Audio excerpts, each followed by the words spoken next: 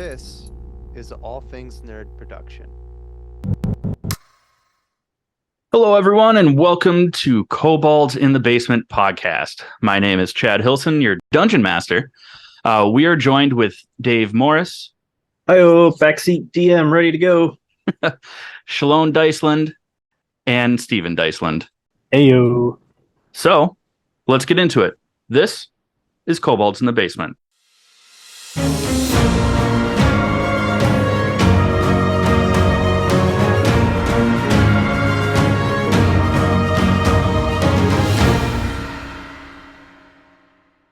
All right, since this is our first session, there's no recap to get into. So, let's talk a little bit about the world that we're playing in. We are in Eberron, but we are in the year 1350, so about 350 years after the end of the last war. We are starting on the continent of Corvair, where over the past 350 years, humans have kind of risen to higher powers across the lands. The landscape has changed a little bit, but it still feels quite familiar. Each country across this continent has just really become more diverse. So it's not so much of lands of just elves or just dwarves or just humans. The Mournlands, where the Empire of Sire once ruled, kind of in the middle of the continent, is still pretty desolate. There are tribes and villages that have started popping up over the past 350 years, but it's kind of like the Wild West, even though it's like the mid-Wild West.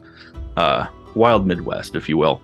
And there's still a lot of unanswered questions about what happened there. After the last war, conflicts kind of riddled the land for about 150 years. Some disputes over power, borders, things like that.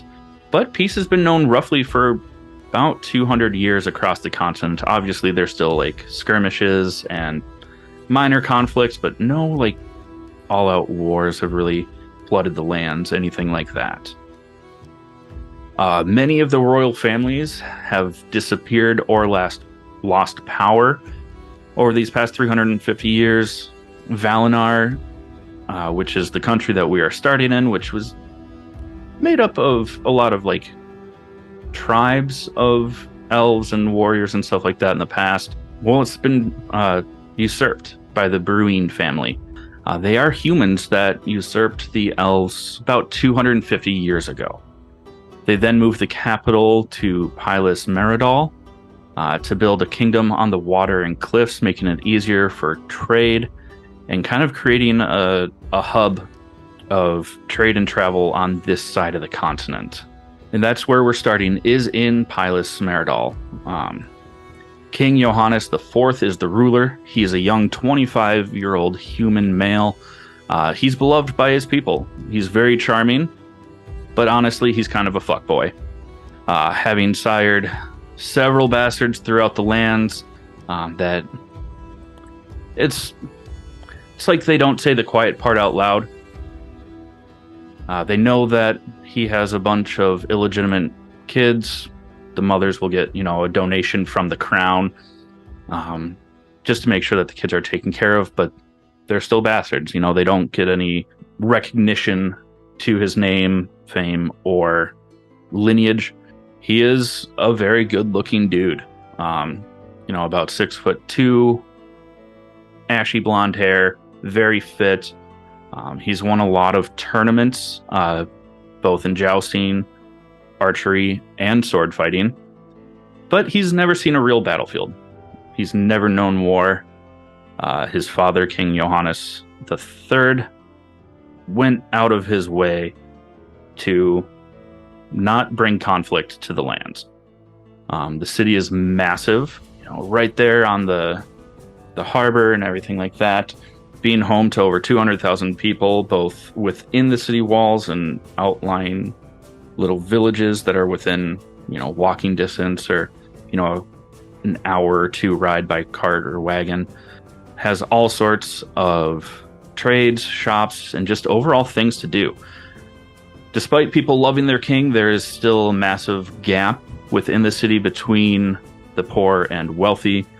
Although they try and keep the gates open to the main part of the city, not so much the king's court, so that all people can take advantage of the shops, vendors. So it's a very warm and inviting atmosphere. Today, he is referenced as the Boy King because of his age and fuckboy lifestyle, but it is his name day. He's turning 25, and that is why everyone in the party has come to this city. For one reason or another is to take advantage of the festivities. So, who shall we start with? Let's start with Dave. Introduce us to your character, describe what he looks like, tell us more. All right. Castor is probably right now hanging out with the kitchen staff. He has made his way into probably the fanciest place he can. He's tall. I mean, he stands, a mighty 5 feet 2 inches tall with a short, bright flame red mohawk and a beard that is also short and well kept, wearing chainmail that looks like it's been well kept, but there's a lot of different colors. It looks like somebody's fixed it with different metals of whatever they had at the time. So it's not a clean suit. It's still in working order, but it's odd. It looks like there's brass or other metals just mixed into his suit of armor. And he's got, his weapon strapped across his back, but he's got kind of like a swimmer's build for a dwarf. Broad shoulders, well muscular, but he's tall. He looks a little bit lean for a dwarf, but he still looks like he's got the powerful build and all the strength that you would assume a dwarf would have. Excellent. And he's hanging out with the waitstaff, kind of in a dining hall. Here for the food. The way Cass found his way into the town, which is something that we did just over chat as we were building characters and stuff like that, is he didn't really sneak into the celebration or the king's court, anything like that. He talked his way in by convincing some of the guards that were checking for invitations to be within the king's court for the celebration. He talked his way in, gave him a incredible, outlandish story. Do you want to share that with people now, or? Oh, I don't know if they're ready for those kind of stories yet. They can make the hair on the back of your neck turn white. All right. So before we actually go into the dining hall where you are chilling, let's go over to Schaloan, who is hanging out at the tournament. Tell us about your character, Schaloan. Hi. So my character is she is a half moon elf. She is a druid, circle of the spores. Her name is Luminora. As she's walking down the street, you notice her height is 5'4". She has more of a meaty build to her, but yet slender, given her half-elven nature. She has dark brown hair, looks black with a purple ombre, and you notice her eyes glistening in the light with one brown and one silver. I don't know much more than that. I'm sorry. No, you're fine. Why is Luminora at the tournament? She is seeking an appearance with the king. Perfect. Because with the tournament, those that win their selected feats or anything like that, since it is his name day, he is offering boons within his power to those that win their battles. We've gone full Godfather. Definitely. And Luminora was, she had signed up for the tournament, so she didn't have to sneak in. She paid her entrance fee and got in. So there's no suspicion as to why she is there. Also, in the area around the tournament, we find Steven. Steven, tell us about your character. Imagine, if you will, in the darkness of the night, and down every dark hallway, something that moves in the shadows.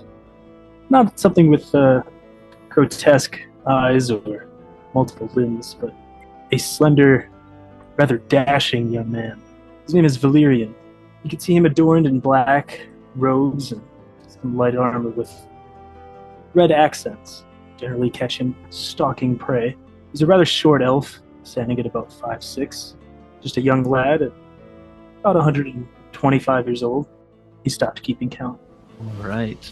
And Valerian was not invited. He is not participating in the tournament, so he snuck in, catching up with a group of people being let through the gates into the court there.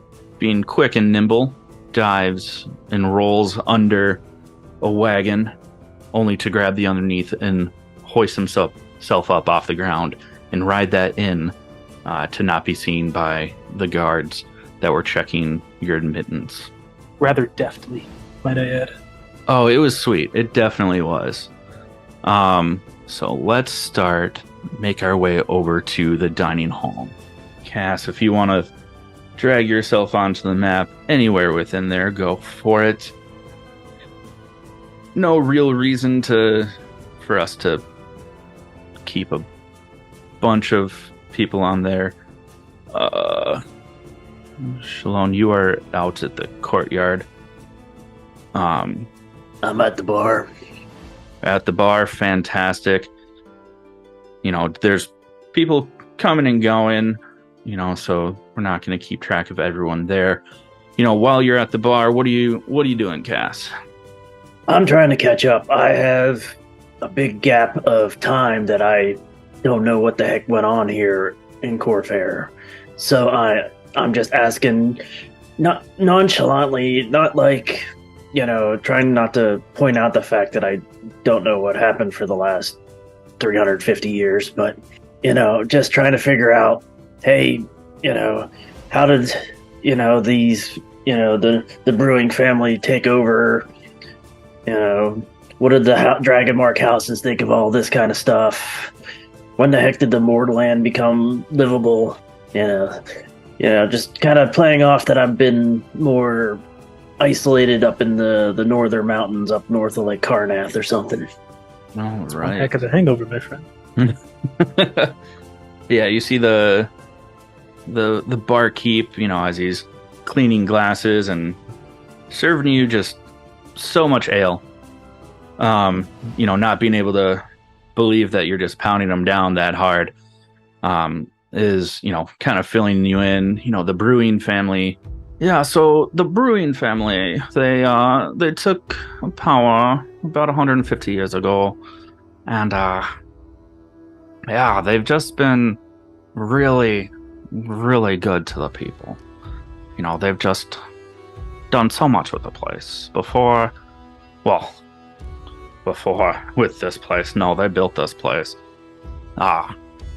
It's so much easier. We get so many different kinds of people in here now. It's really remarkable to see all the different people from around the continent come through, and just getting to.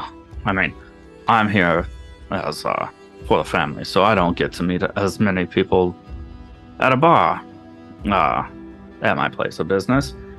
Also, how'd you get in here? Because you're not royalty, and I don't see, any of the admittance passes for you. Well, that is true, but I'm here on business that I cannot discuss further. Give me a deception check. Instead, I hold up my left hand and gloved hand and lift it up. Oh, that's why you were asking about the dragon marks.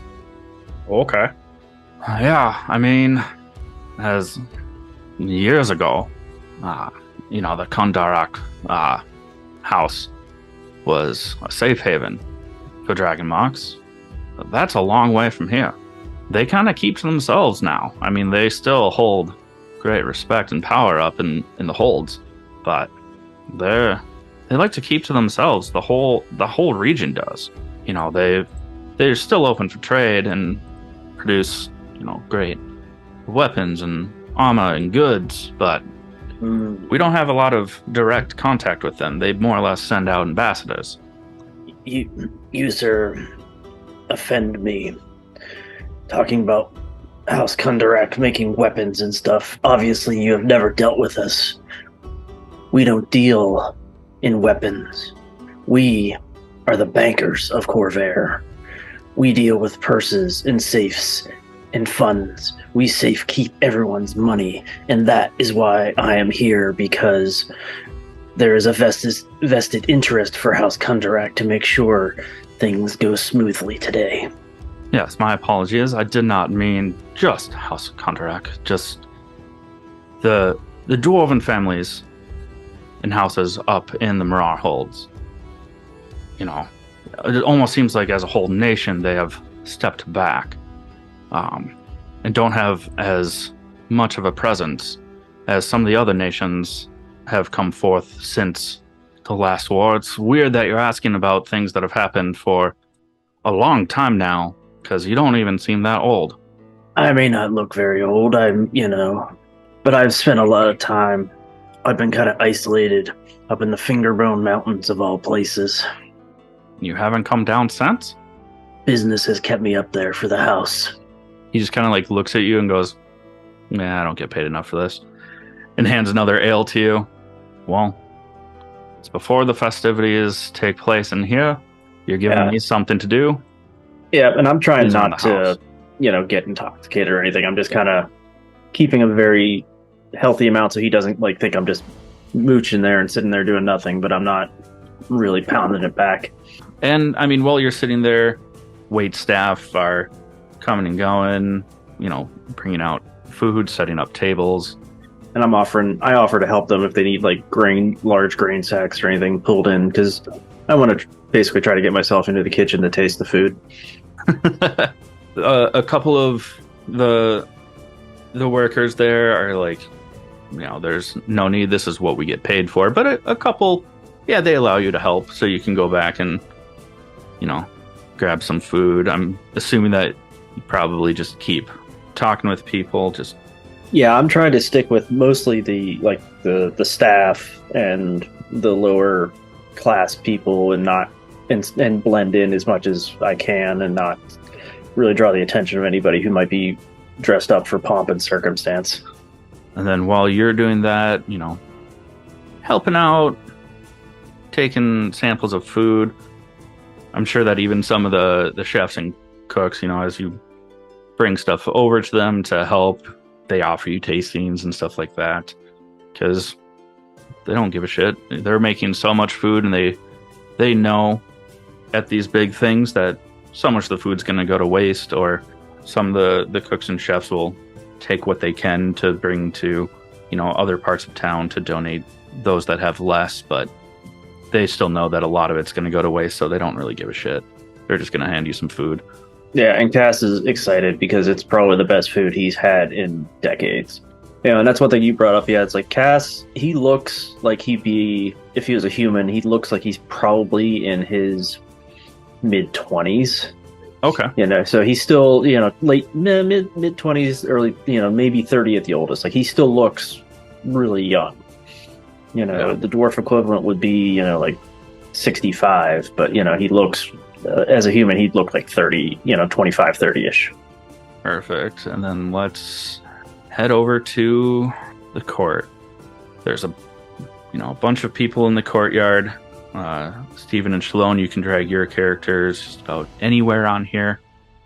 You see that there's some random sparring fights going on for the tournament, kind of right here in this open area. And then, Stephen, where did you drag your guy? For some reason, your token did not load. Oh, I know why. Because you never got me one. My bad. Well, no one's seen this yet, so everyone, that's Stephen, that nice. Wow, he really blends in with a circle. He is It's so overt. It's covert. he's so engulfed in the shadows that he just looks like a silhouette with no neck.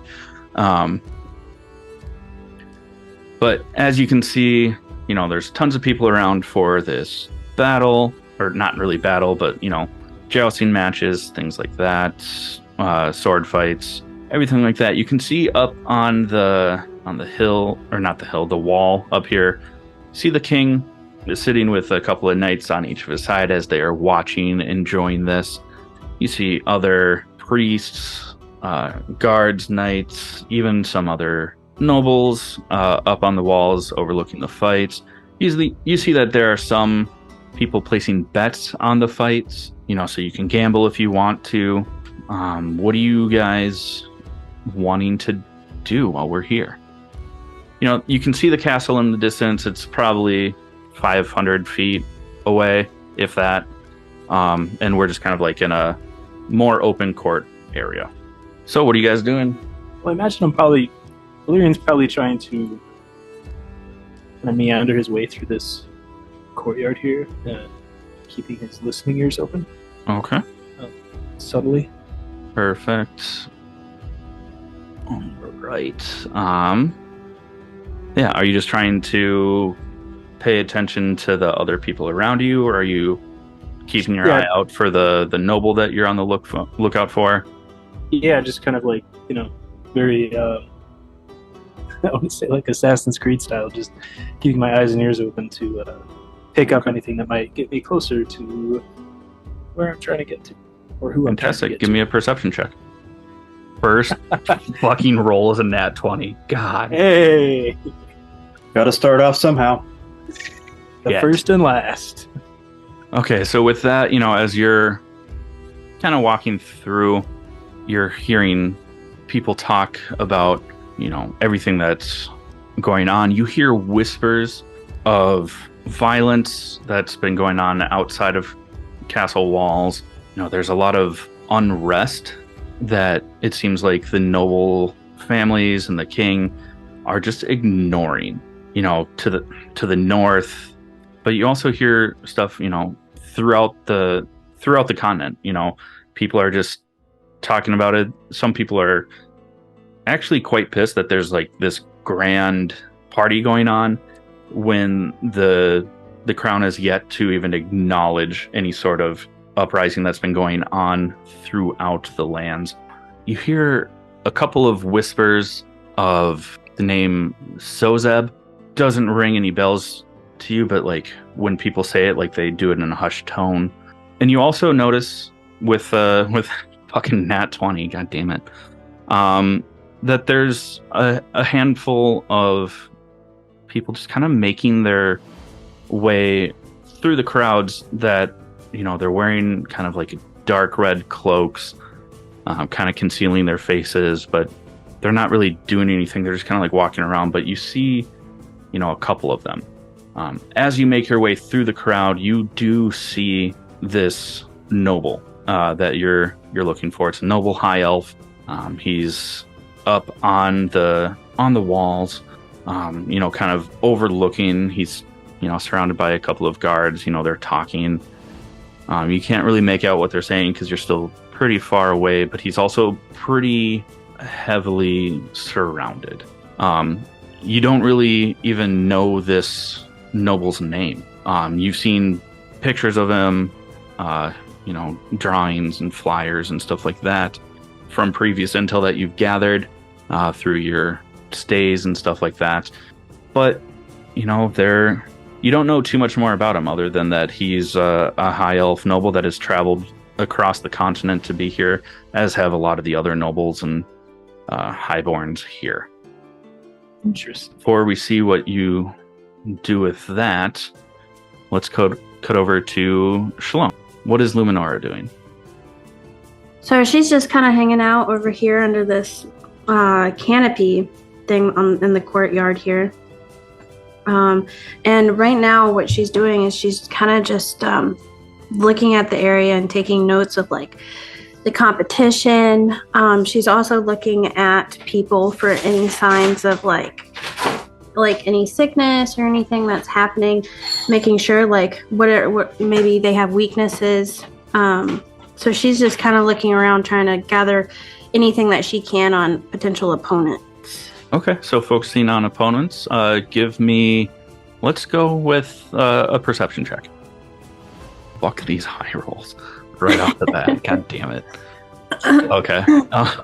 So with an 18, as you are kind of scoping out, the other fighters, you know that this tournament it's kind of like a bracket tournament, kind of like March Madness, but when you get down to like the final four, those are the ones that are granted their boons.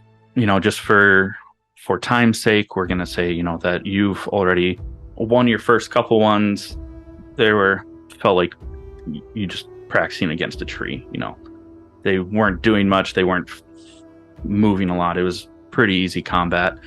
But you'll see one of them that really is standing out to you is he's just been dominating.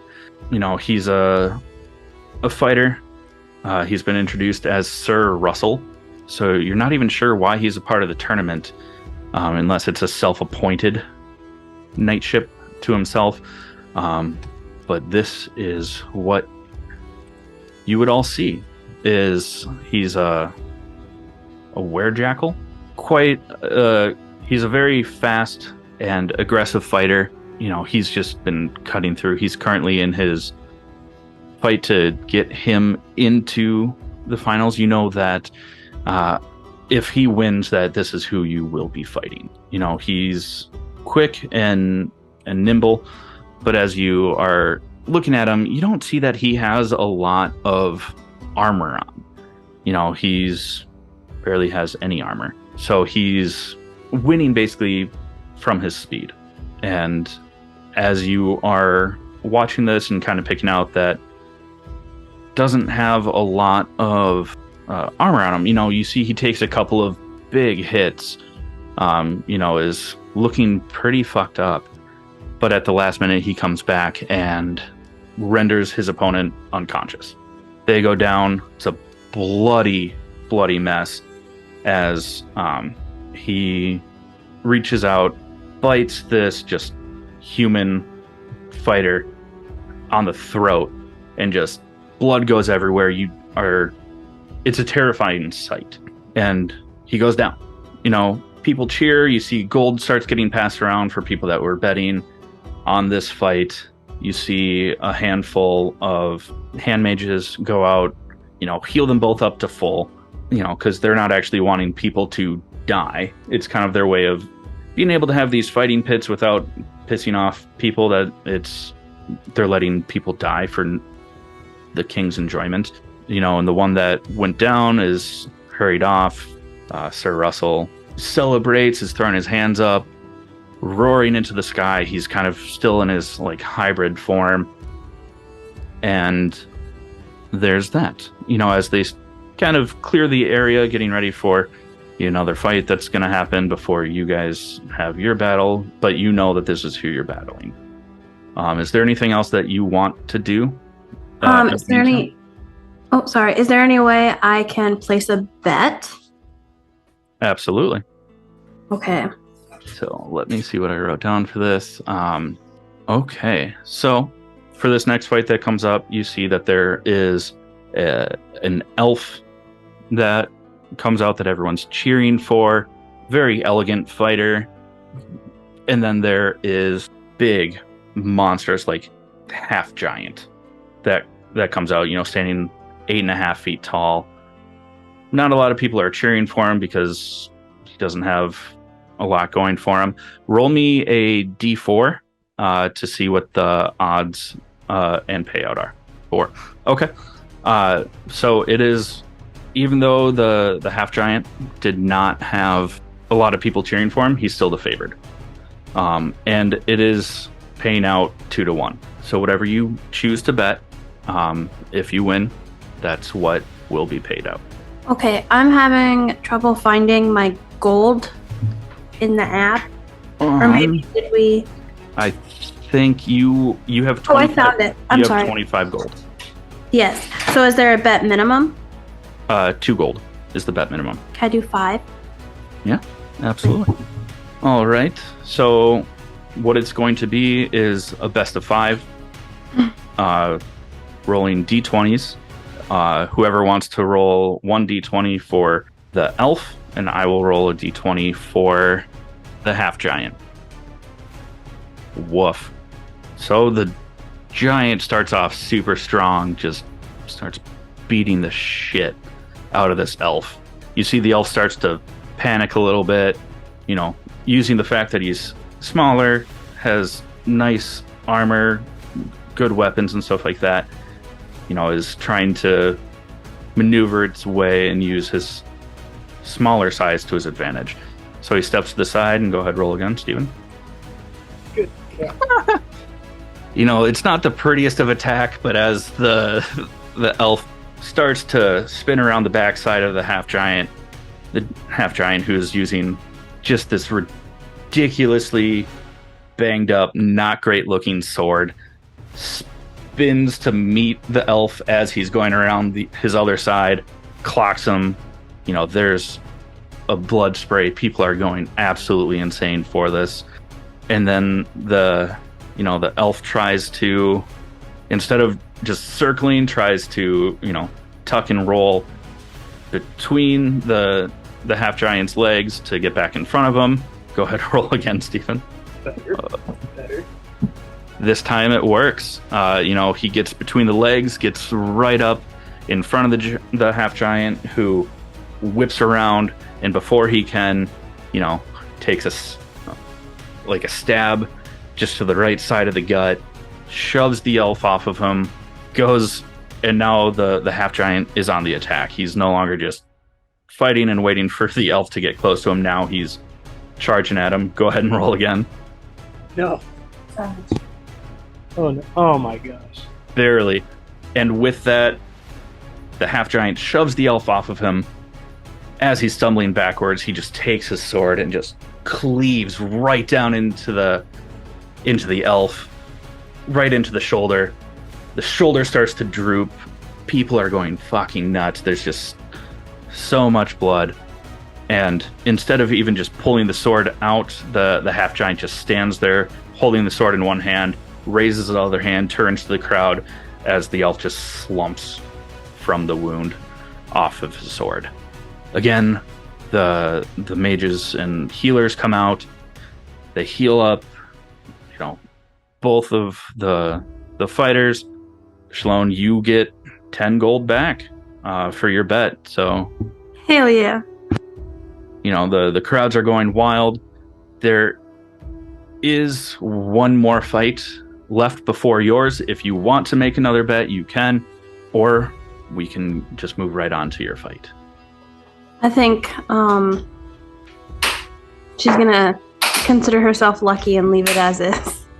Okay. But as she's claiming her bet, she just holds out her hand and curls her fingers in like a handed over motion with the smirk on her face. Perfect. All right. While that last fight before yours is going on, we are going to go back over to Dave, who now is back in the kitchen, I'm assuming, sampling some food, helping people out. Are you just chatting up the staff, trying to fill in all the gaps? Anything specific you're asking about?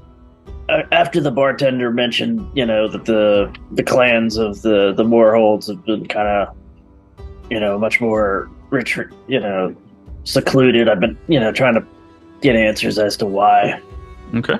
You are kind of with more common folk, some lowly paid servants and stuff like that. So, give me a history check. Yeah, that's not going to go well. Yeah, they don't really know why, because it's, still trades and stuff like that come and go from the Moorholds, but it's, you don't hear a lot about what goes on up there with or at least they don't really hear much of what's going on up there, why they kind of secluded themselves from, not taking in travelers.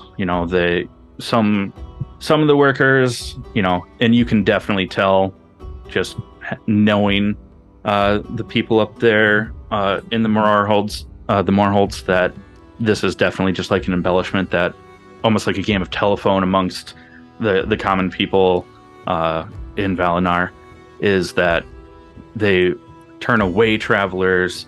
There's rumors that, some of the clans have completely shut themselves off.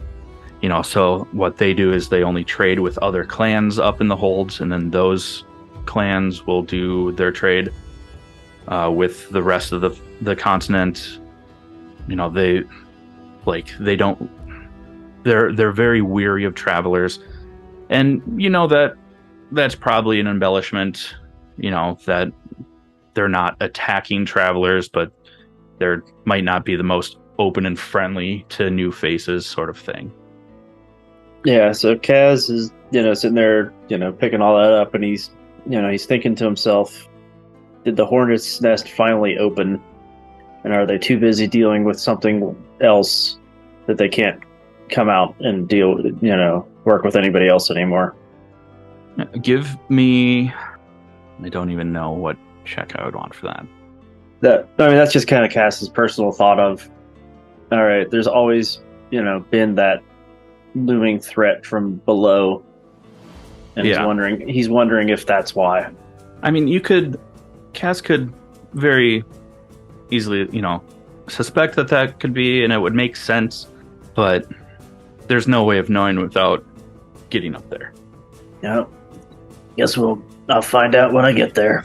And at that point in time, a server comes over with just a full plate of food as, a thank you, and says, oh, well, since there's a little bit of time before the feast starts, and you've been such a great help, we were wondering if you would like to sit and have a meal with us. Oh, absolutely. It's been just, me and Gilly for so long, I could, always welcome new company. Oh, Gilly. Is that a special lady? In a way. Gilly and I have been traveling together for a long time. I came across her because of my grandfather. Oh, she sounds lovely. She could be pretty stubborn at times, and really bullheaded if she wants to be. But she's like family at this point. That's wonderful. Let's go sit. Let's have some food, and then as people start shuffling in, in the next hour or so, not to be rude, we will either have to have you come back into the kitchen, or you can try your luck with mingling with the Highborns. Oh, I'd much rather hang out in the kitchen with you guys. Very well. All right. We'll head back over to the courtyard. And Stephen, Yes, there's one fight left to happen. You've clocked this high elf, that you've been searching for, but he seems pretty well surrounded. What are you trying to do? nonchalantly, of course. I think he's going to try to just kind of get to a spot where he can see just about everything that's going on, including this elf up there on the wall. So you can kind of track what he does and where he goes, but also just keep a good gauge on the fights going down and any other goings-ons in the courtyard. All right, perfect. So maybe kind of down just like at the base of the stairs over here, since the high elf is up here, there's knights and guards that aren't allowing the common people or fighters or anything like that up onto the wall or anything. Close to the bedding stand. Just kind of blending in, not just standing there staring, obviously. Okay. Yeah. Are you just going to stand by where the bets are coming from, or are you going to place a bet? I'll place a bet. All right. Roll me a D4, because this is the final fight. So, even though the crowd has really enjoyed watching Luminora fight in her earlier fights, unfortunately, the favor is for Sir Russell, according to that roll. It's going to pay out at 2-1. How much do you want to bet? I'll do 4 gold. 4 gold? Okay, perfect. Well, Schaloan, they announce your fight for Luminora and Sir Russell. So if you want to come out into the middle of the pit here, and we will get started. Okay. Right here, good? Okay. And roll for initiative. I don't know you, but good luck. What's up, everyone?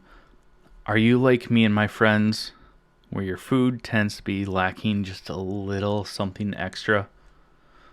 If you are, look no further than Crybaby Craig's hot sauce to fix all of your seasoning and spice needs. From adding a little bit of heat or just enhancing the flavor, this pickled habanero and garlic hot sauce will go on practically anything.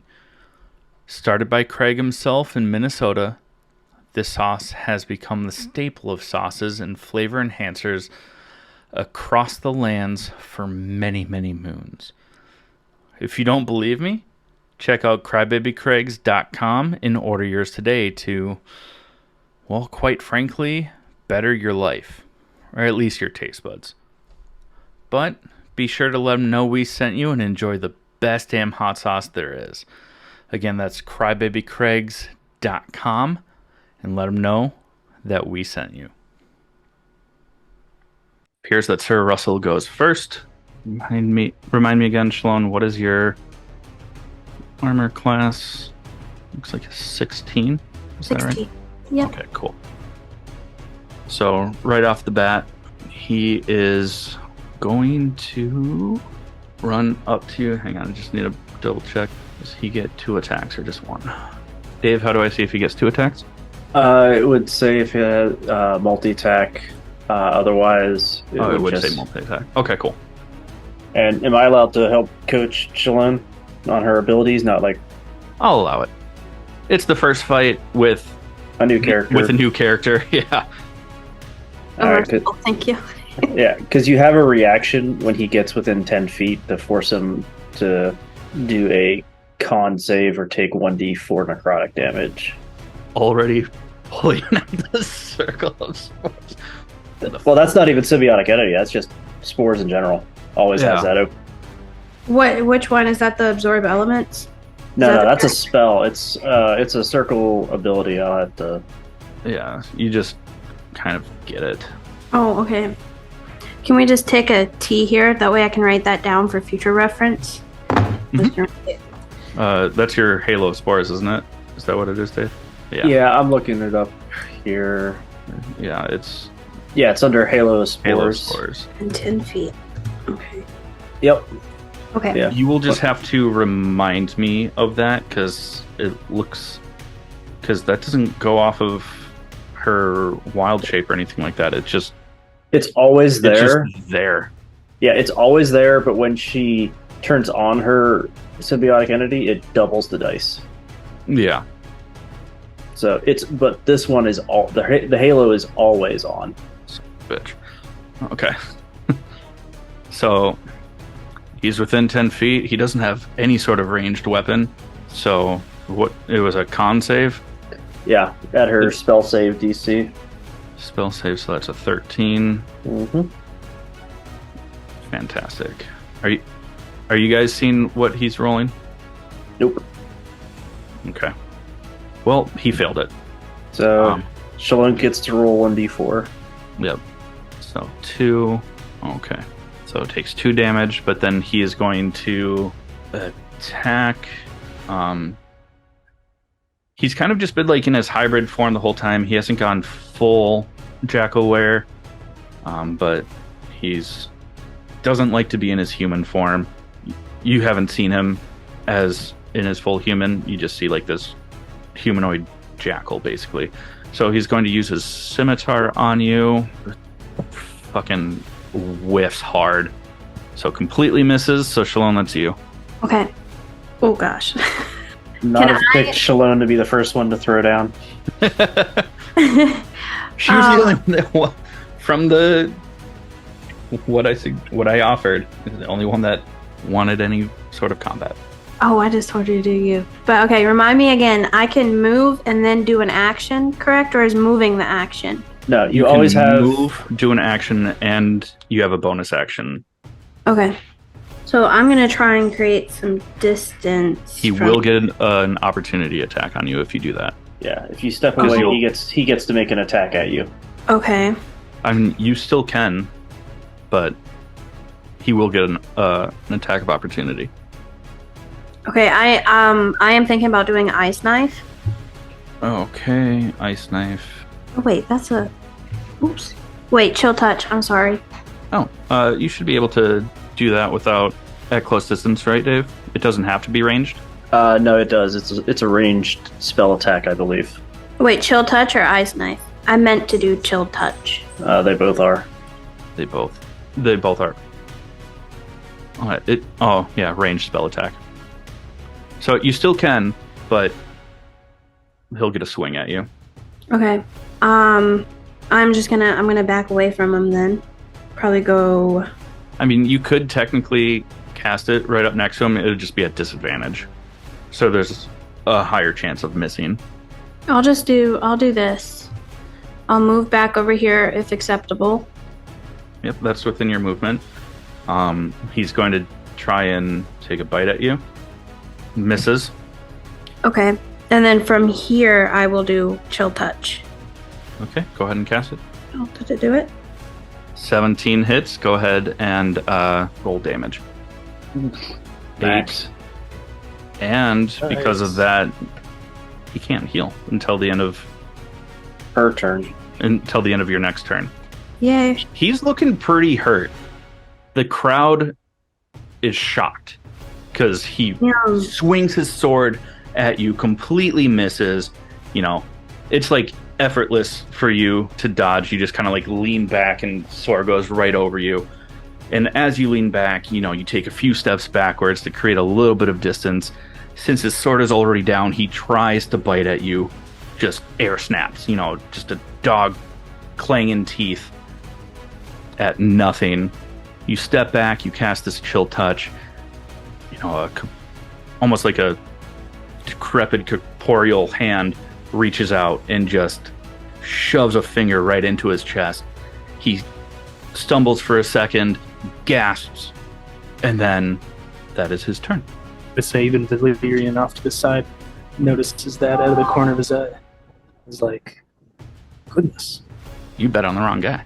Well, actually, you didn't say if you bet on. It's just that he was favored for a 2-to-1 payout. You could have bet on Luminora, but that way you'll only just make your money back. Oh, I mean, I would have. Yeah. To be fair, I would have voted on or just because she's elven. But yeah, So you would have doesn't matter. bet on her. Yeah. So you might make your money back. Well, if he's favored, then she should have better odds. Okay, so that was his like whole turn. You're right. You might make 2-to-1. Or, Say that again, Schaloan. I'm sorry. well, now it's his turn to Right. do it. And that was your turn, and now it's his. Unless Right. you have any sort of bonus action that you want to do, but I'm okay. I mean, he hasn't even freaking touched you yet. So, doesn't have ranged attacks. He's mad. He's going to run back up. Now that he's back within 10 feet, Dave, does that mean that he takes the Halo Spores again, or is that just once per? It's anytime they start their turn or enter the space, she can use her reaction to do it. And What's that? it's an automatic hit, right? It's a con save. Oh, that's right. It's a con save. Frick. That time he passed, so, So no damage. no damage? Not Yeah, it's half. all or nothing. Okay. So, he's mad and hurt. He's gonna swing his scimitar again and misses. He is, he's looking hurt. You just see from where the chill touch hit, it just looks fucking infected and like the skin around that is dying. He's damn near attacking recklessly, but not really because that's not the type of class that he is. So, Schaloan, that's you. Okay, so if I move, that gives him. Okay. Yeah, he would get another attack if you leave being right next to him. I think maybe I will just. She is going to reach on her thigh and pull out a dagger and try and attack him with that where she is. Okay. I do this right here. So with being close to him, is that disadvantage or is this just normal? because it's melee. So Yeah. And don't you have a scimitar? I don't see one on her character sheet. I don't think so. Yeah. 9 misses. You should have a scimitar though, right? It's not starting equipment unless you chose it. Okay. Because she has 2 different daggers. They do the same thing, but Yeah. Scimitar just does 1d6 versus 1d4. yeah. All right, so then that's his turn. He doesn't have to move, so he's going to swing his scimitar at you. 19 hits, right? Yeah, because 16. So that's for 5 slashing damage. Oof. But you can still use your reaction again to make him take that con save during his turn. Oh yeah, because he did start within your. Uh-huh. Okay. That's going to be very handy. He failed. So go ahead and roll a d4. 4? Okay. You guys see that? Yeah. Got a 4. Nice. Yeah. I didn't 4. want to re-roll that one. So that's 4 more damage. Mm-hmm. Son of a bitch. This dude is looking super fucked up. I don't know what it is, Chad, but I see the numbers for like the health. That could just be because you have DM permissions. I see it too. Yeah, I was gonna say, I'm logged in as a player. So when I click on it, you see the numbers? Uh-huh. It might be one He's of those got things 4 we can, health. yeah, one of those things we can see. We'll talk about later to fix. Okay, cool. So then that's his turn. No, that's your turn, because that was the end of his turn and your reaction, so go ahead. Oh, okay. I think I'm gonna try the dagger again. Okay. Are you using that dagger? I am not. Okay. 8 misses. So you swing it. Even though he's super hurt, he's still nimble and quick, so he's able to, dodge a little bit without moving his feet. Okay. So now it's back to Sir Russell. 17 hits, just for 3 damage. Okay, so can I do my reaction thing on him again now? Mm-hmm. So that's a con save, which he fails. D4. I don't know why it's not popping up. I don't know if I did something wrong, but it says 3. Says 3? Okay. I don't know why it's not popping up in the chat, but that's totally fine. This dude is on fucking death's door. Like, It's time to go all psycho with the knife on him. it, Time to go all psycho with the knife. and it's your turn. Oh, jeez. Okay. Okay, so I roll dagger. Mm-hmm. Mm-hmm. See, normal, or is this still normal because he's on death's door? Okay. Yeah. Making sure. Ooh. You don't even have to roll damage. Finish him. Oh, sweet. So I want it to be kind of like, well, okay. So in the tournament, it's not like we can't kill them, right? There's people to actually like heal them and bring them back. Okay, so she like kind of grabs like the back of his neck and like pulls him like into her and like just like starts stabbing his gut. And all of a sudden she's like Over and over. yeah, and then she grabs like the fur on the back of his neck and like pulls out, and with like the hilt of her dagger, she like knocks his head and just kind of like slings him over and just kind of like steps over his body and just keeps walking. Hell yeah. Where do you walk to? Brutal. I am going As you to step over this bloody fucking mess, all these mages are rushing to his body to bring him back to life. I will walk right here, just kind of like right in the center of all the festivities, whatever, everyone. Perfect. All right, the mages heal him up. They rush over to you. They heal you back to full. I don't think he used any actual spells, so he just used a cantrip. But if you had used spells, you wouldn't get your spells back. Basically, they force feed you enough healing potions until you're fully healed. Okay, so I can put my my points back up then to full. Yep. And Steven, you bet 4 gold? Yeah. Or Valenar did? It gets Valerian. Valerian, sorry, Valinar's the country we're in. Valerian, he gets 8 gold back. Can The underdog. can we say that Valerian kind of popped up right behind the bet taker person as he was handing out winnings? Just appeared right behind him and just politely asked, "Do you have my winnings, sir?" Roll me a stealth check. I'll say with advantage because everyone's going fucking nuts over what just happened. We'll just make it DC 16. Oh, yeah. I got a 22. You pop up behind him. Just very, very sneaky star. And as you whisper to him, like my winnings, please, he's like, oh, fuck. Where'd you come from? You know, the crowd is going wild. The king stands up to hush the crowd. You know, he starts to speak. His voice immediately, as he starts speaking, you're like, this dude, wow. Like, this guy is just came from money, because he stands up and he's like, thank you, everyone, for celebrating my name day, and for all of our fighters, the 4 of you afterwards. My guards will come down and get the 4 winners to have a private meeting with me where we can discuss your boons. As he's just rambling on, thanking the people and how lucky he feels to be their leader, I need everyone, including Cass, because, you know, the dining hall is still empty, but there's big windows so you can see out into the sky. Give me all of you give me a perception check with advantage. We're going to call it, it's going to be super low. We're going to say a DC 10. Dave, you are so engulfed in the food. This food is really good, man. Oh, I haven't eaten like this in decades. So you notice that as the king is giving this speech. Oh, I guess. Sorry, was I supposed to do that too? You were. I misread and thought that you'd already rolled it. So you and Valerian, while you're standing outside, the king is giving the speech. Very unnaturally, the sky darkens. These deep, heavy clouds start rolling in.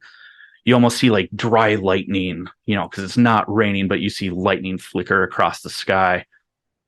People start to get really uncomfortable. And you see, before anything happens, how do I select multiple without getting some of these other guys? Whatever. It's a real pain. Okay. Whatever. You see these hooded individuals, you know, within the crowd, just a couple of them. They're wearing those dark red hoods that Valerian would have seen earlier as he was walking through the crowd. But they step forward. You hear this loud, thunderous crackle. And it's not audible, this voice that you hear. And Cass would hear this too, but he didn't realize what was going on outside. But suddenly, because you still hear everything else around you, but inside of your head, you hear this voice. And as the voice starts speaking, the king, in the middle of his speech, freezes and gets lifted off of the ground. And you hear this dark, grizzled, almost whispered voice. So, this is the one you call king? This boy who knows nothing of war and would let his people die and sacrifice everything only for a cock. This is who you think should rule? The crowd starts freaking out. The people in the kitchen and the dining hall by UCAS are panicking. They don't know what's going on. And again, in your voice, in your head, you hear, who should fear this boy but peasants and lepers? You start to see the king's elbows snap backwards as he's suspended in the air. And the voice continues, if you want to know true power, a true king, bend the knee to us. And as that happens, these cloaked figures pull out swords. Here and now, for we are the rightful rulers of all the lands and plains. As this is going on, Cass, you hear only inside of your head. Ah, Caster Flamebeard. I see that after so many years you finally escaped your purgatory. Tell me, how many of your friends did I kill? There's a voice I haven't heard in a couple 100 years. Shame. Do you still have that gouge in your shoulder from my hammer? It has healed unfruitfully, I must say. Well then, I'll have to find you and give you one on the other side to match. Well, it's a shame that you couldn't save your crew before fleeing. They will make great puppets. Then it cuts back to the commoners, the nobles out in the crowd. You know, this is in everyone's head again. Many of these nobles and the commoner folk are watching as the king is just suspended in the air.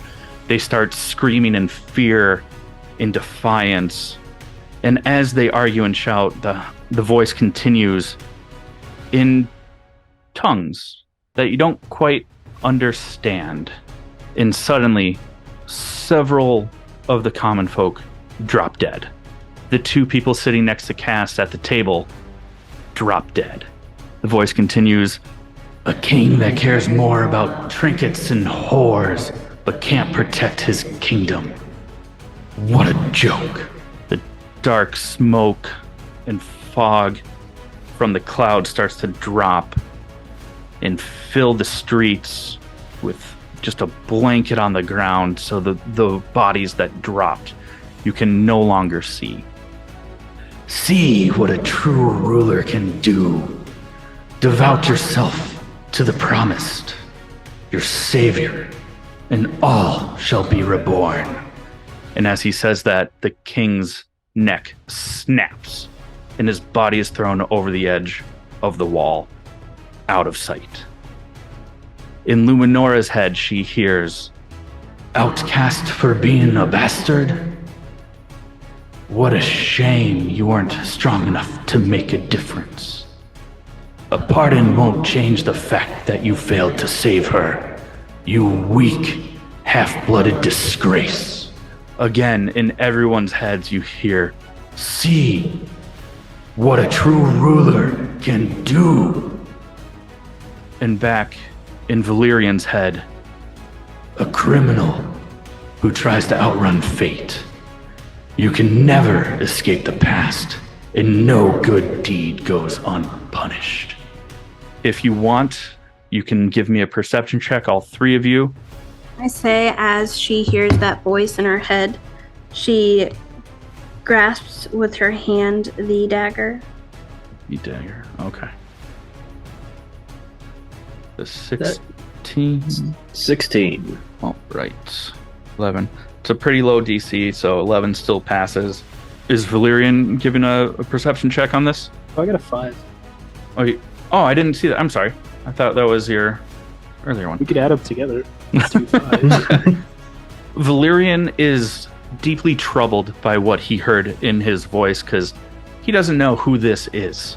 Never encountered this person. How would this person know any sort of even vague details about who you are? You've been living in the shadows for so long.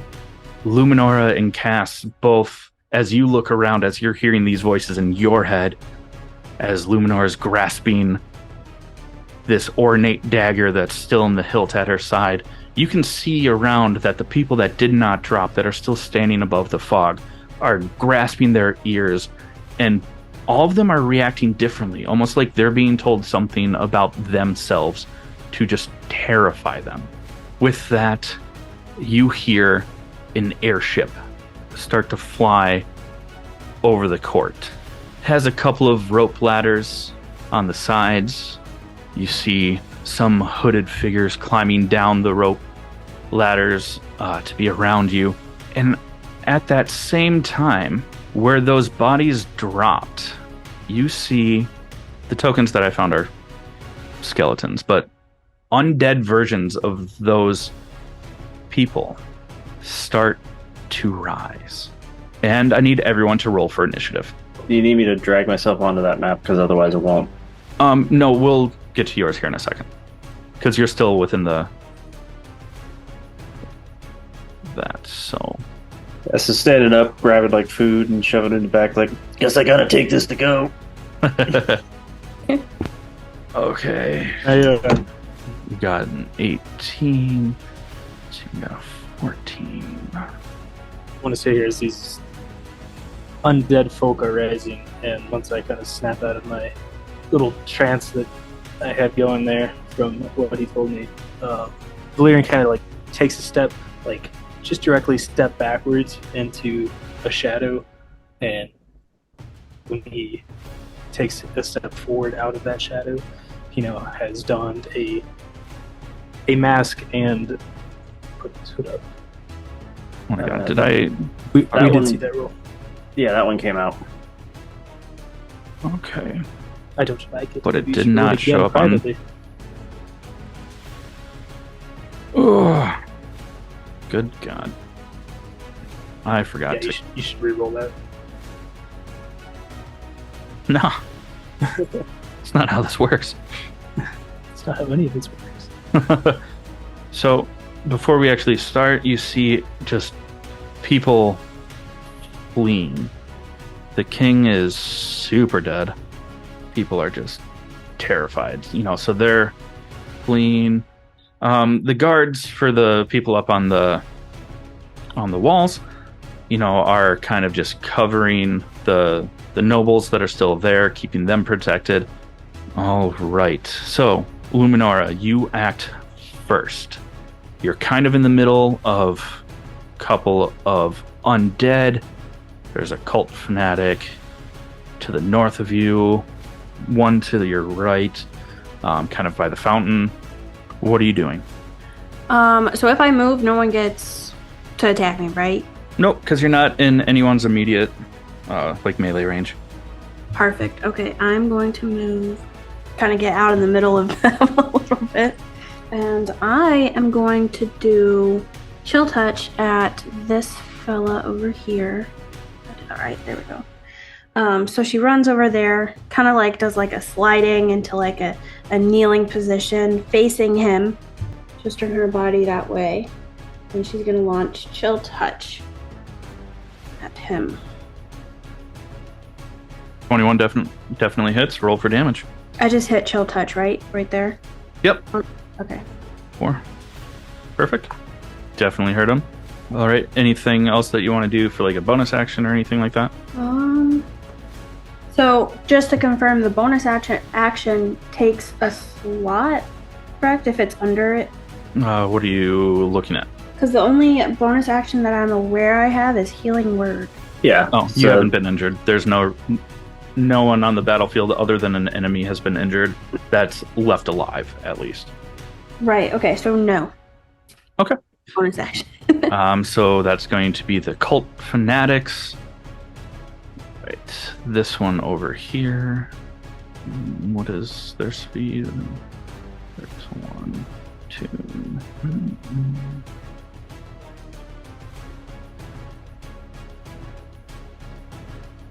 Okay. Can't quite get close enough. Neither of them can get close enough to attack either of you. So then that's going to be Valerian's turn. Can't hear you. Sorry, just give me 1 second. I'm piecing this together. So.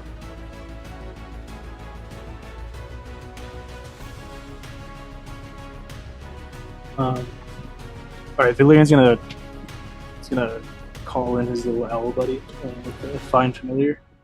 That takes an hour to that cast. I thought it lasts an hour. I'm sorry. No, it lasts until it's unsummoned, but it takes an hour to cast. Gotcha. Okay. If you want, we can retcon it and say that you already had your familiar just kind of flying around, kind of helping you with some perception. So if you want to call it. Okay, yeah, then. because I was kind of facing it. Okay, so then that means It's an owl. Yes. Since I saw these guys acting super suspicious earlier, and it seems like it's pretty obvious that these red cloaked figures are kind of a part of what's ever going on here. So I'm going to use my owl to give the help action of the nearest red cloaked cult fanatic. Okay. To And then what are you doing? run up. Valerian's going to run up behind him, attempt to slash at him. Hold on, make sure that I do this the correct way. There's no casting time for Booming Blade, Dave, right? No, it automatically, as part of the spell, you make the attack with it. So yeah, I'm gonna use that Booming Blade to slash him across the back. Yeah, so you would just make to click with your weapon attack because it's not doing anything extra right now. But that would also be sneak attack. If you hit, with advantage. Okay. So 22 definitely hits. Go ahead and roll damage. So that's for that, and then it's a 1 or 2d6 for sneak attack. 2d6 at level 3. That's a 3 and a 6 for 9. 13, and then So it's 13 total. Okay. And then I'll use my. Would I have to use my cutting action because I still have a little bit left? So I'll just. He would get an opportunity attack if you don't use it to disengage.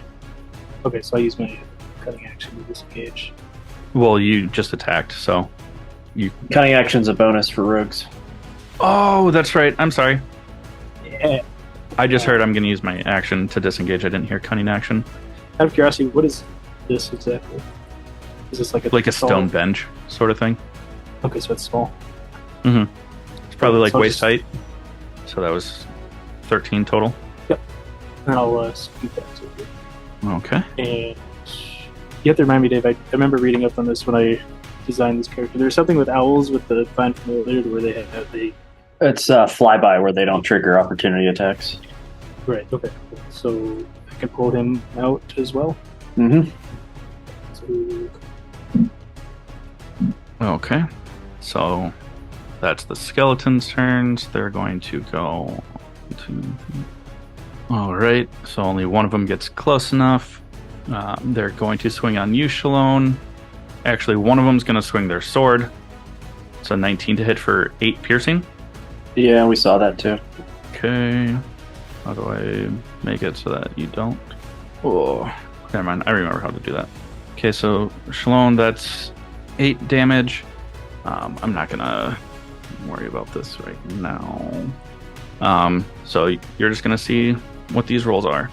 And then this one that's off to the side is gonna use their short bow on you as well. 21 to hit for another 6. Ouch. Then this skeleton here is going to use the short bow on Valerian. 20 to hit for 3. yeah. All right. So it's back up to Luminora. Keepers. Okay, so I did find the circles. Is that showing up for you guys that my health went down? Yeah. Okay. I think I want to get the hell out of there. So you can just full on move out of the way if you still want to use an action, or you can take your action to disengage and not take an opportunity attack. But then you can attack after that. Well, you Really? can use your bonus action to heal yourself, but No, he didn't start. Can I use the reaction one? The halo? On the guy right next to me? Your spell save is a DC 13, right? Mine? Yeah. Your spell save, yeah, it's a 13. Yes. So no damage for that Okay. because he passed. So with that being said, I can move freely still. If You you, Well, take the without- disengage. You could take the disengage action and walk away without him getting an attack, but then you can't do any other action ability. yeah, so you could really only heal yourself as a bonus action. Okay. So I can disengage and do the healing as a bonus action? Yeah, Right. healing word is a bonus action. Okay. So is it appropriate to... I'm going to save where I was. Can I move here or no? Like kind of going from the inside? Or does it have to be a straight line or... It doesn't have to be a straight line. That should Okay. be enough because it's only about 20 feet, so I'll do it. know. Okay, so I will do that. I mean, it's not like those pink L shapes are. It's a bench. Okay, so I just like run, kind of hop over. I'm gonna do the disengage, and then I think I'm gonna use this healing word on myself. Go for it. Let me go over here. Sorry. Cast at what level? I think that's level 1. You can do it at 1 or 2 right now. Level 2 will provide more healing, but it'll eat up a level 2 spell slot. I will just do a level 1. Okay, so you get 7 back. And then I mark that off on a spell slot, correct? For the Yeah. one. Yeah, first level. Cultists. This guy's just gonna run forward. That guy can't even get to you. So he's mad that he was hit, but can't quite get to Steven, so he's gonna run up to you, Schaloan. He triggers Booming Blade when he moves and takes 1d8 thunder damage. I was just gonna say that. You want to roll that, Steven? Sorry, Valerian. Valerian is working. He's looking pretty hurt. Roll the self. Oh, and because he got hit, doesn't that push him back 10 feet? No, it doesn't push. Oh, I thought it had. It's just thunder damage. Yeah, if they move of their own free will, basically. Like, if you push them, it doesn't trigger it, but if they walk or advance or something, then it activates. Right. Okay, so he gets 2 ranged, or not ranged attacks, 2 melee attacks. So he's gonna. It's a crit for 8 points of damage on Luminora. So much for healing word. And then his second hit also hits for 5 more. You're probably going to want to activate your symbiotic entity, Schaloan. Sorry about that. It's totally fine. So then this other guy, he's just gonna dash. Oh, and also that guy approached Schaloan. Sorry, Luminora. Con save fails. So what's your Halo spores? 1d4. Yeah. 1d4. Go ahead and roll that for me. I'm sorry, I rolled a 4. I don't know why it's not showing up here, but We believe you. I'm sorry. They're looking pretty hurt, but you can kind of see that they're not worried about their injuries. Unfortunately, Luminara is looking really hurt.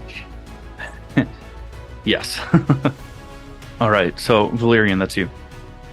So while Valerian's watching the two guys approach him, he kind of looks over and notices a fairly fucked up woman being pursued by this just real creep of a dude with a red hood. And being the selfless elf that he is, he's going to shoot since he's within 5 feet of one of his enemies. You would be at He will disadvantage. roll At disadvantage? Yeah. Oh. Yeah, unless you have like some kind of feat that negates that. Or why would it be a disadvantage? Because you're doing a ranged attack while you're within melee range of an enemy. That says 10 feet, so he wouldn't be then. I was just saying, I didn't think of this. I mean, I could just move back. I mean, if you're 10 and you're fine, it's just the Mhm. grids I don't think are lining up with the... They're not. Actually, well, is this like a wall here, or is it just? It's just only more half a map? courtyard. I mean, I would say like back here, but it's a little bit invisible. What are you trying to do? Go back about 25 to 30 feet, and then shoot this creepazoid with a crossbow for a short bow. I mean, you could come back here or just over here. Well, my intention is to try to stay out of their range a little bit if I can, while still being within range of Luminora. So, if at all possible, to scoot back, That's where the map ends. I'm sorry. I'll just So I'm not going to let you go past the invisible wall. This is early PlayStation 2 rules. There's an invisible wall. You can't pass it. Got to turn off clipping first. All right. Well then. How do I do that? That's an old PlayStation thing. Oh. Right. I feel Yes. dumb for not knowing that. Gird up along the edge to here. Say I went the back way. Homeboy's gonna come with me. Talk into your microphone, please. I'm so sorry. All right, so Valerian's gonna scoot up along the backside of Luminora and this cultist guy here. He's going to shoot this guy here with his short bow. I assume a 19 hits. Yeah, 19 hits. So in a flash, you see Valerian just dart and power slide behind Luminora, pop up to his knees, and just right into the cult fanatic. Catches him in the shoulder. He takes it, but it's not slowing him down. That's for my sneak attack. Finish him. Sneak attack. I guess it is slowing him down. As Valerian runs past behind Luminora, kind of does like a quick little slide, pulls out his short bow, and then just before the guy can even react, he just slings one right above the heart, and he just kind of falls, barely alive for the last few seconds, but bleeds out very, very quickly. All right. So then that's... He also says to Luminora, "Doc, you can use a hand." Mm-hmm.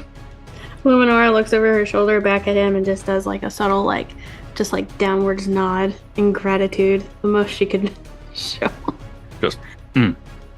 Yeah. And then back, averts her attention back to the remaining opponent. All right, so then that's the undead. It's going to come up to you, make a con save. We're fucked. Definitely makes the con save, so nothing from your Halo spores. And is going to swing its short sword. 23 hits for 7. Oh, no. I'm dead. She's down. Okay. You're just unconscious. It's not great, Cotton. She I don't will even not be like able pumpkins. to see very well, Cotton. But I sure do like pumpkins. 2, 3. Okay, so that skeleton gets there. This one's going to full dash. The one that didn't dash is going to use its short bow on Valerian, because just watched it take out else. That misses. I'm assuming. Is it? 10. That's- Yeah. 10 Yeah. does not hit. All right. Well, we're going to pause right there for a second. We're going to go over and see Cass before we let Luminora start rolling death saves. So, Cass, unfortunately, because you were having a meal with these people, you are actually at this table. There is a table between you. Now, I'm going to need you to roll initiative. I did a while back. And there's 2 guys there with him. You did, what was it? It was like a 13. Yes, it was a 13. Cool. And there's 2 people there with him, right? Yep. And then you see a cult fanatic run in as well. Let's see who I'm He is bored going to take a dash action just to get close. All right, and then Cass, that's you. yet. Alright, stand up, draw my weapons like, goddamn Dalkir. Thought I was done with this shit. They'd be fucking dead by now. And so I'm going to, in my mind, telepathically call to Gilly, because I can call to her up to a mile away. Okay. Say, Gilly, there's trouble. Need you over here as soon as you can get here. And then I'm gonna just swing on one of these undead people with the blunt end of the warhammer. All right. That's only an 8. That's probably not going to do squat. Nope. You swing. They're kind of like wobbling as they're, undead. And you just, unfortunately, you swing at a bad time. Just miss as they kind of wobble. Yep. And then, as a bonus action, I will cast Shield of Faith on myself. Okay.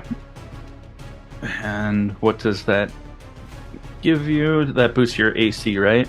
Yeah, it boosts my armor class up by 2. Fuck. Hey, stop messing with my character sheet.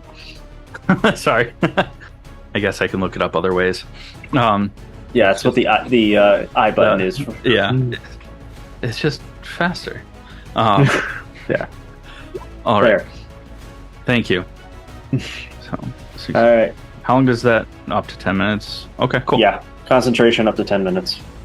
All right. So that is this undead's turn. They are going to clamber over the table and take short sword attacks. First one misses. Second one misses. That is up to Colt.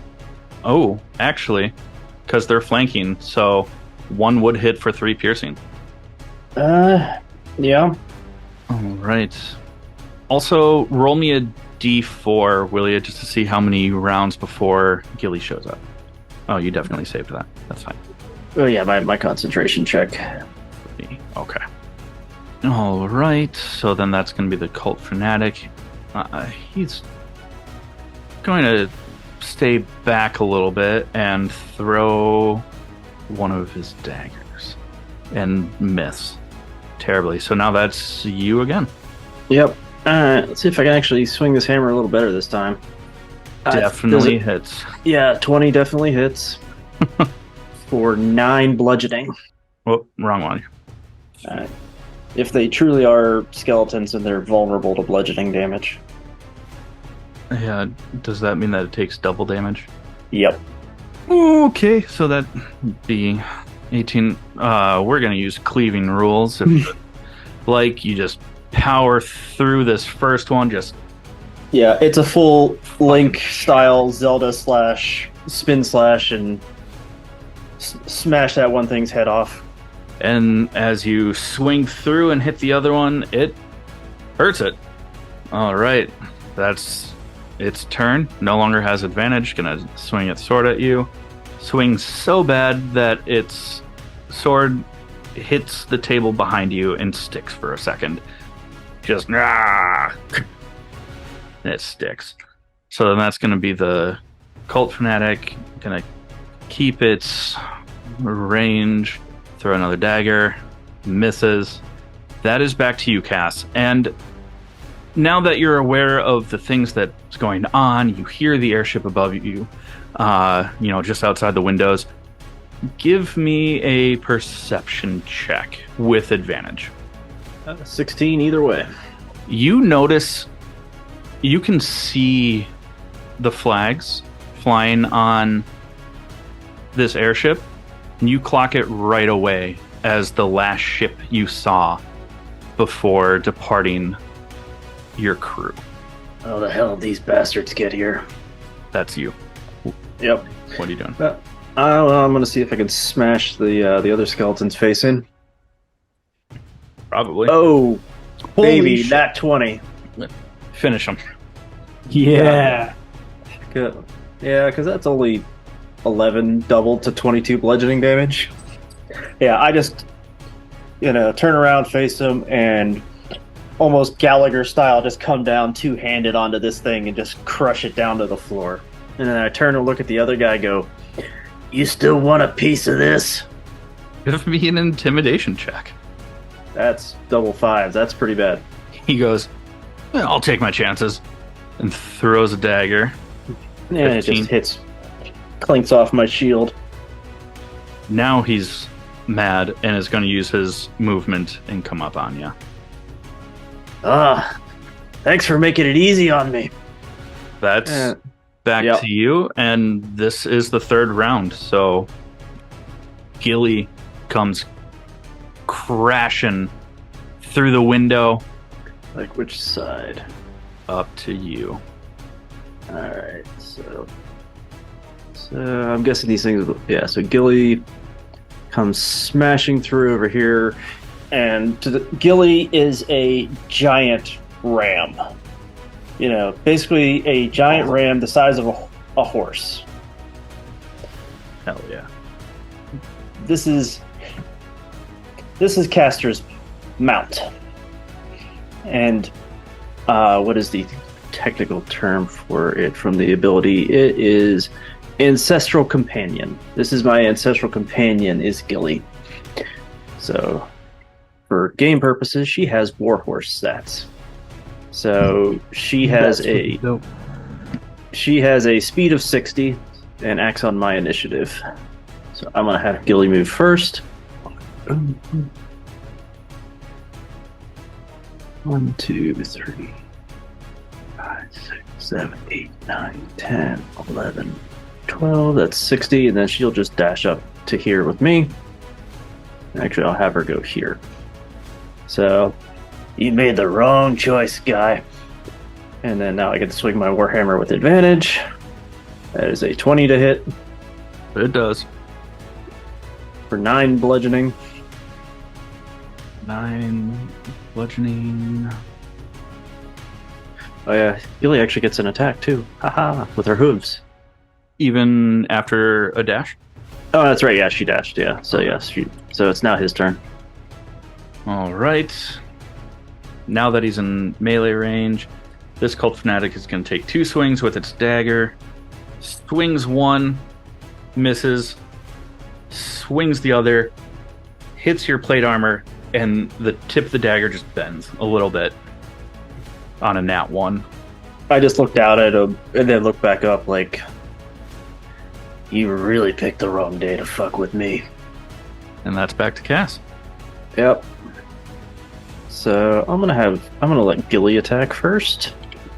That is a 23 to hit for 12 bludgeoning. And then Cass will act and swing the Warhammer. Only a 14. But a 14 hits. That's another 7. Tearing it up. This dude is fucking hurt. Not doing great. He's starting to realize that he made a mistake. He's questioning all of his life choices. Really wishes that he could go home and write a letter to his mom to say, I'm sorry. That's how badly he's regretting what he's doing. But he's like, I can't do anything about this. Crits for 7. And 21 also just hits for an additional 5. 21. Yeah, so that's total of 12. So, where was I now? I can't remember where I was with health. You were full. You hadn't been hit yet. No, thought I'd been hit once by one of those skeletons. Because he had advantage. Oh, yep, you're right. I took 3, so I've taken 18 total. Yep. Alright, and so I gotta make 2 concentration checks. Both DC 10. Yep. And yep. Alright. Gilly, would you stomp this asshole for me? And then let Gilly finish him. she just turns around and just rear kicks him, like over tables and everything across the room. Bam. And then I will use my movement to get on. And then Gilly and I are riding out of this room. Okay. Are you just like getting the fuck out, or are you going after the airship? No, I'm trying to get out to like open ground courtyard. I'm not going towards an airship with a goat. All right. So yeah, we're just, basically by the end of the turn, we're probably basically back out to almost where she came in. So we're trying to just get to the doors down here and get out to like the courtyard or something. Okay. Well, we'll just say, take 2 turns, full dash. Yep. Oh, and just so you're aware, Shield of Faith also affects Gilly. What's her AC? Right now it's 15. That's with Shield of Faith? Yeah. Okay. Because of the That's ability. as much as me. Oh, fantastic. I told you guys I was playing a tank. Oh yeah. I speed tank For a now. second, Dave. And Dave will say that, took, a little bit of time. You did full dashes.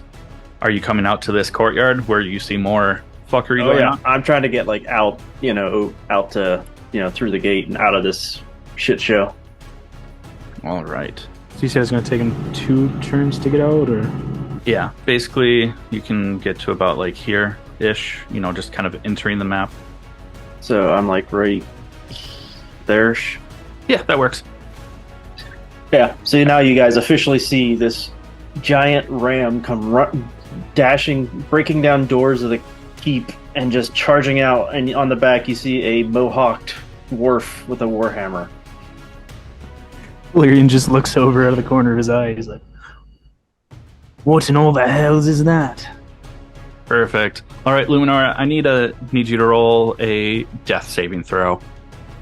Where do I Oh, find that in the app here? That's what I was just looking for. Otherwise, you can just roll a d20.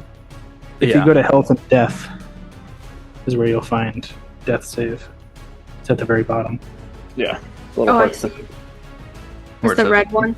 Yeah, roll to save. Yep. Okay. 10, that's a Hey. success. Yep. One success. Nice. All right.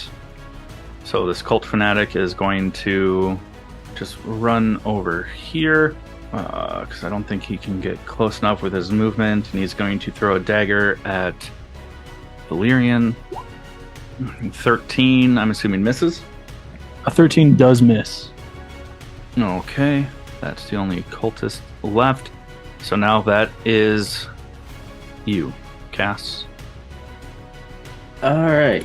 So, Cass comes in, sees them in a pretty bad situation with her on the ground and him being surrounded now by 4. It's like, I know we should get out of here, Gilly, but we gotta get everybody out who we can. And so Gilly's just gonna charge Low key, you forward. skipped me. That's to- okay. Chad, yeah, is it his? Because What? Valerian would be next, not me. You're right. I'm very sorry. It's okay. My feelings aren't hurt at all. Good. Now we can move on. Do you want to switch the order, or No, you're next. That's fine. it doesn't matter? I just It's you and then Cass, so. all right. I'm gonna have Hoover is his name, spelled WHOOVER. Hoover. Question: is this the fountain that's in the center of this courtyard? Is that a tall fountain, or is it something that one could fairly easily and deftly maneuver over? It's probably 10, 15 feet tall. So if you wanted to try and maneuver over it, it's going to take some of your movement and an athletics check. On a nat 20, I'll let you kind of fucking just get over it and still have your attack. But because you're in that about case- 10 feet from the center of it. In that case, actually, I will have. I mean, there's low parts around it, so you can very easily move around it. So I didn't know if you were trying to perch yourself. No. My original plan was to kind of come up and whack this guy and then dip out of there. But actually, upon further inspection, I think I will just. No, I'll go. I'm going to send Hoover, my trusty owl companion, to this guy here, one of the skeletons that's near the fountain. Okay. He's going to assist me with the help action, and then I'm going to, if possible, this is why I asked about the fountain, maneuver just far enough away from the second guy that I don't come within melee range. Before Where are you trying to end up? hit him, hit this guy here, and then go back to there. Hit him with a melee attack? Yep, a booming blade. Okay. Well, then if you're within melee, he's within melee. So, Yeah, but I'll just use it. I'll use the disengage to get out of there. But well, not if you swing your sword. That would be your action. Oh, cunning action. I'm sorry. Rogues, man. Yeah, fucking hell. gotta Yeah. love them. Yeah, then you can definitely do that. That's totally fine. Okay, so Valerian's gonna run up, maneuver over the small part of the fountain to take a kind of a running strike at one of these newly risen undead commoners. And then I think I can just roll. I might have done this wrong, but I assume a 21 hits. Yeah. Just, Go ahead, roll just for check it, damage. you never know. Did I do that right, Dave? Yeah, I mean, you move, you booming blade, and then you disengage and move off. Okay, so then, since I have the sneak, Yep. that's an extra 10 damage, so 16 total. Finish him. Oh, nice. Yeah, as I run past this guy, I just kind of like one-handedly just take my like rapier and slash across his neck, and then go onto this other side of the fountain here. And it takes like a second, but then you just kind of see the undead zombie skeleton guy's head drop to the floor. It was just Perfect. such a clean cut. Yeah, and you might want to get your owl out of there. Oh, yes, he will. Hoover will definitely be accompanying me. J. Edgar. Yes. All right. So then this. I'll lay 2 cards face down and end my turn. Sorry, that's a Yu-Gi-Oh reference. Oh, I know. Oh, I got it. This skeleton can't get quite close enough. Now it's my turn. You're right. It is. Frick! I forgot about all that. Go fuck Hey, shit if up. you look on your screen there on the top left, you should see a turn order. 4, 5, 6, 7, 8. Alright, so Gilly is moving up to him and making some hoof attacks. That is a 24 to hit. Yeah, finish him. Yeah, because that's 28 bludgeoning. They have to a max skeleton. 13 hit points. So she just comes up and just rams him full on and just knocks him flying back another 10 feet. And it just comes to a complete pile of bones and skeleton. Yeah, so Gilly comes running up, hits him. It breaks off at the knees from where he's standing because in front of the bench, and the rest of the body goes flying as the legs just kind of like plop over. Alright, and so she still has 4 more spaces of movement. So Cass will come up and is going to try to play some skeleton polo. And swing the Warhammer. That's only a 9, that's not going to hit. But then for my bonus action, I will cast Healing Word on Luminora. How much does she get back? She gets back a 5. All right. Now the skeleton can attack. No, I'm just kidding. Just be a dick about it. No, this undead skeleton is terrified of this giant goat and is going to swing its short sword on Gilly. Misses. Yep, just clashes right off her barding. Yeah. Oh, and since you healed Luminora, and so she's up at the start of this turn, I'm assuming that it's starting its turn within melee, so it needs to make a con save or take Well, Halo spores. she could use her reaction and she chooses who it hits. She can only hit one person a turn with it. Ah.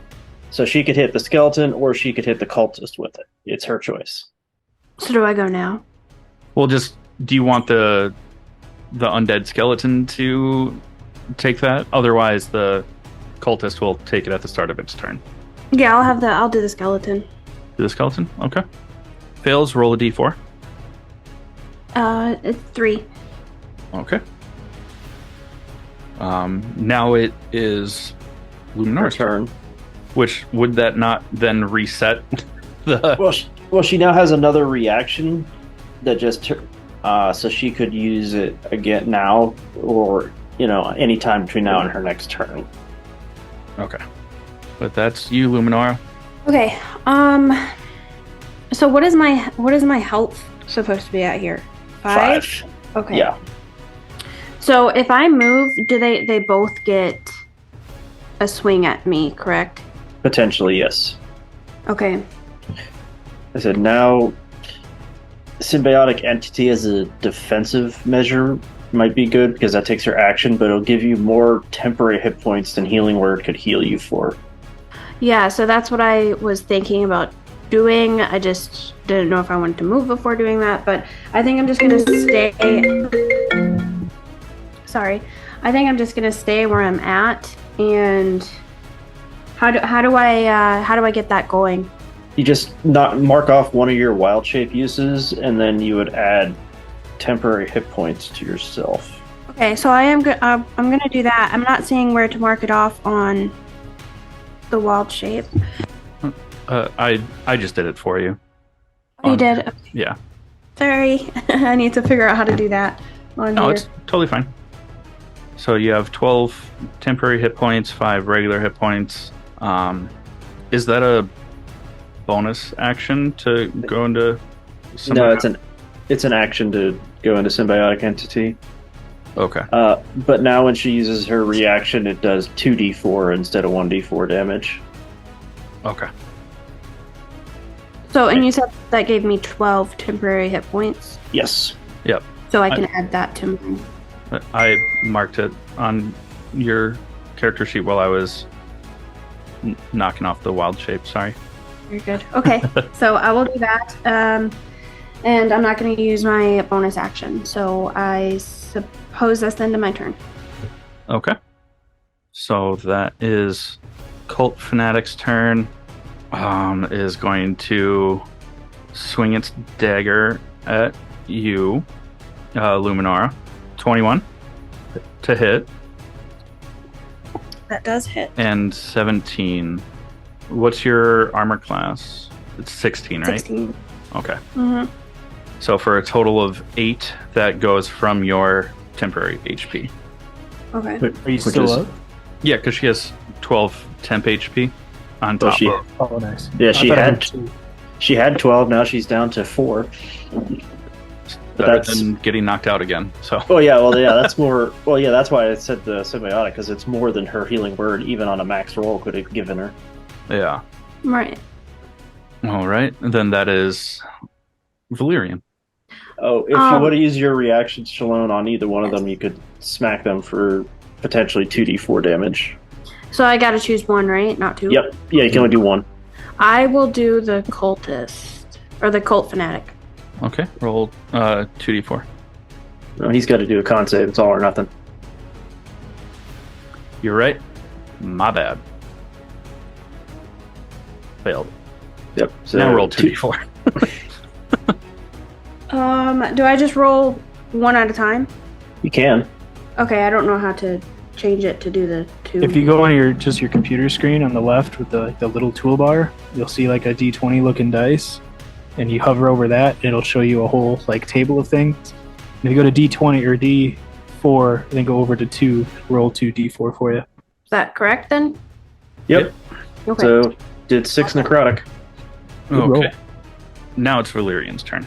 All right, Valerian just watches this giant horned beast just bolt past him. To follow suit, he jumps back over to the other side of the fountain, closer to the action. J. Edgar follows. And then since he's going to aim for the cultist that's on the closer side of Luminora. And he's going to hit him with his short bow. With his sneak attack. Snack attack. Oh, shit. Roll for damage. That's 10. Another 12. And on a crit, you roll another 2d6. Fuck me. So 21 damage. No, 10 plus 2, that's 31 damage. I'm sorry, 31 damage. Valerian, finish him. Since Luminora just got back up, and then this guy tries to get her down again, I leap over the fountain and say some very non-repeatable words to this man and launch a bolt or an arrow straight right into his forehead, just sending him flying back probably about 5 feet. Just drops. dead shot right on the brow. Falls backwards, stumbles back a couple of feet, falls backwards. As he hits the ground, you see blood squirt out from where the bolt went in. And I know you said that they were not repeatable words, but you never said them the first time. So what did you say to him? As Valerian vaults over the fountain here, he yells very loudly. So loud. Sorry. I gotta think about these things. Very loudly, he says, "Have you no dignity, you pathetic fucking disgrace?" And just lets one go. Nice. Sounded like he just farted, actually, the way you're describing it. Just lets one go. Lets an arrow fly. That's what I heard. At a nat 20, there was no toot that came out at the same time. If there was, we didn't hear it. Silent but deadly, clearly like that arrow shot. All right, Cass, that's down to you. All right. I'm gonna have Gilly buck up and try to smash the skeleton. Oh my god. She just comes down and just crushes it for 32 bludgeoning. And then I look over at these two and go, "You two aren't obviously any part of this shit. We gotta get the fuck out of here, get the cover, get healed." As you say that, coming down from the towers, the knights, the guards, coming from all ends of the courtyard, you see about 36 Knights of the Crown all come out. Some with crossbows, some with swords. They surround you, tell you to lay down your weapons, and that's where we're going to end this episode. Yeah. Oh. So. Holy. Chad, I totally forgot.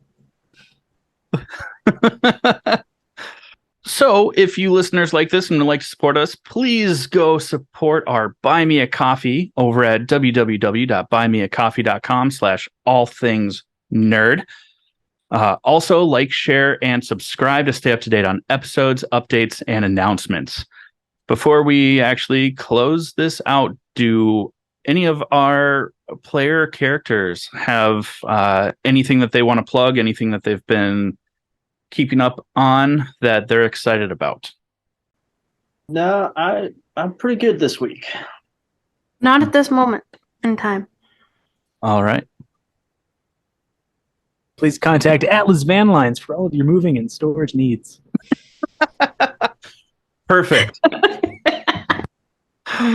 And then my only other plug is, this is an all things nerd production. So if you like other nerdy shit and like movies, films, TV, other nerd stuff, check out the All Things Nerd podcast wherever you get your podcasts and on YouTube. All right. Goodbye from Kobolds in the Basement. Bye. See ya. See ya.